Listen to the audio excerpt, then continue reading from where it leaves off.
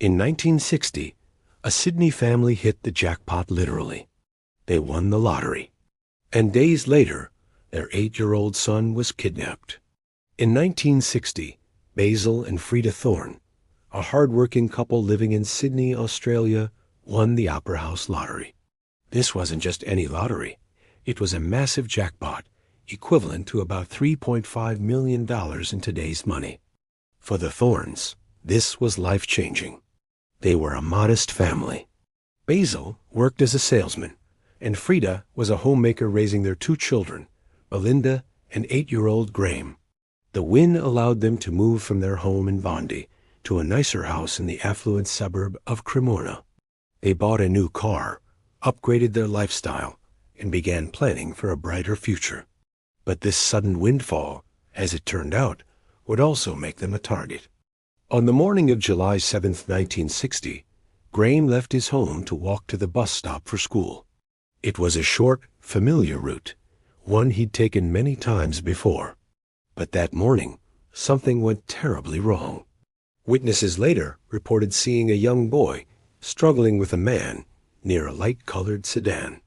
Graeme was forced into the car, and it sped away.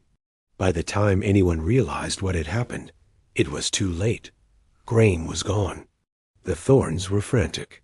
They contacted the police immediately, and the investigation began in earnest. Later that day, a ransom note arrived at their home. It demanded £25,000 for Graeme's safe return. The note was chillingly specific, instructing Basil to place the money in a suitcase and wait for further instructions. The Thornes were willing to do anything to get their son back, but the police urged caution. They feared the kidnapper might not keep his word, and they were right. The investigation into Graeme's disappearance was one of the largest and most intense in Australian history at the time. The police worked around the clock, following every lead. One of the key pieces of evidence was the ransom note itself. It had been written on a page torn from a Sydney phone book, and detectives quickly realized that this could be a crucial clue. They began checking phone books across the city, looking for missing pages that might match the one used for the note. This painstaking process eventually led them to a specific area where the relevant pages were missing, narrowing down the search.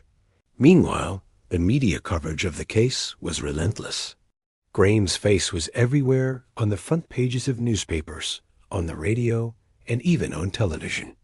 The public was captivated by the story, and the pressure on the police to solve the case was immense. But as days turned into weeks, there was no sign of Graeme. The Thornes' hope began to fade. Then, on August 16, 1960, the worst possible news arrived. Graeme's body was discovered in a shallow grave near Dee Why, a coastal town north of Sydney. He had been strangled to death, and his body showed signs of having been wrapped in a blanket. The discovery sent shockwaves through the community.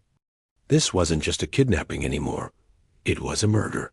The police now had a homicide on their hands, and they redoubled their efforts to find the killer. One of the most significant breakthroughs came when they focused on the car used in the abduction. Witnesses had described it as a light-colored sedan, and detectives began canvassing local car rental agencies. This led them to a man named Stephen Bradley, a Hungarian immigrant who had rented a car matching the description around the time of the kidnapping. Bradley had a criminal record in his home country, and his behavior raised red flags. He had been seen acting suspiciously in the days leading up to the kidnapping, and he had suddenly come into a large sum of money shortly afterward. Bradley was arrested and charged with Graeme's murder. The trial that followed was one of the most sensational in Australian history. The prosecution presented a compelling case, linking Bradley to the ransom note, the rental car, and the money he had received. They argued that Bradley had targeted the Thornes, specifically because of their lottery win, seeing them as an easy mark. Bradley, for his part, maintained his innocence, claiming that he had been framed and that the evidence against him was circumstantial. But the jury wasn't convinced. After a lengthy trial, Bradley was found guilty of Graeme's murder and sentenced to life in prison.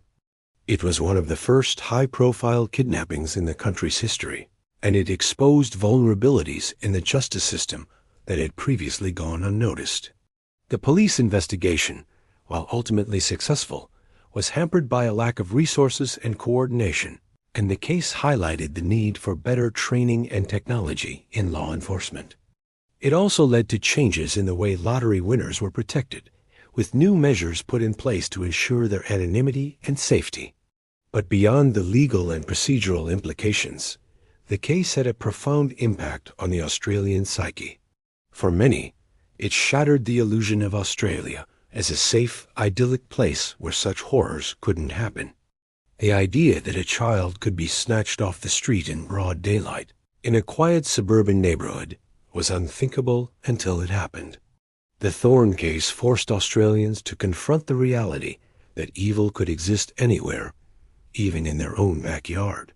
The Thornes themselves were never the same after Graeme's death. They moved away from Cremorne, unable to bear the memories of what had happened there. Basil and Frida eventually divorced, their marriage unable to withstand the strain of their loss. They both passed away in the years that followed, their lives forever marked by the tragedy that had befallen their family. Stephen Bradley, meanwhile, served 14 years in prison before being released on parole in 1974. He returned to Hungary, where he lived out the rest of his life in obscurity. He never admitted to the crime, and to this day, there are those who believe he may have been innocent. But the evidence against him was strong, and his conviction remains one of the most significant in Australian legal history. The kidnapping and murder of Graeme Thorne is a story that still resonates more than 6 decades later. It's a reminder of how quickly life can change, how a single moment of good fortune can be overshadowed by unimaginable loss. And it's a cautionary tale about the dangers of greed and the lengths to which some people will go to get what they want. But most of all, it's a story about a little boy who never got to grow up, and the family who loved him and lost him in the most heartbreaking way imaginable. Australia's criminal history is darker than you think. From chilling disappearances to shocking murders, the new book, Death and Dismay Down Under, uncovers 55 of the most notorious true crime cases in Australian history. Meticulously researched, this book takes you on a journey through 130 years of crime, mystery, and pure horror. If you love true crime, you need to read this. Get your copy of Death and Dismay Down Under. Available now in print and digital from Amazon. There's a link in the description. Please leave a thumbs up if you enjoyed this episode. And until next time, stay safe.